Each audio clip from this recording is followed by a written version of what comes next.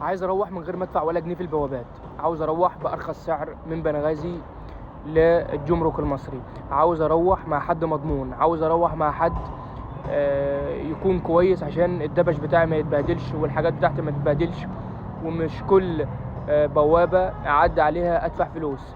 عاوز سعر يكون محترم انزل بيه من بنغازي لغاية الجمرك المصري، ويكون مع شخص تجربة وشخص محترم.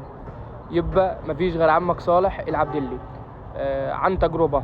انا ويجي 50 واحد من صحابي نزلنا مع الراجل ده، وانا نزلت معاه بأمانة الله. انا ما دفعتش غير 300 دينار من بنغازي لغاية الجمرك المصري، ما دفعتش ولا جنيه في اي بوابة، تمام؟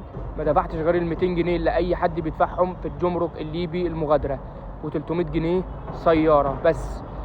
لا شنط اتبهدلت ولا احنا اتبهدلنا في السكة، بالعكس وصلنا في اسرع وقت، وراجل محترم وشركة محترمة. اي حد يا جماعة عاوز ينزل بطريقة محترمة جدا جدا جدا ومع حد مضمون وبدون اي بهدلة وبدون ما يدفع غير ال 300 دينار بس اللي هتدفعهم للسيارة من بنغازي للجمرك المصري، ومن غير ما تدفع ولا جنيه في اي بوابات، سايب لك رقم عم صالح في الاول كومنت، رن عليه وانزل معاه وجرب وهتدعي لي.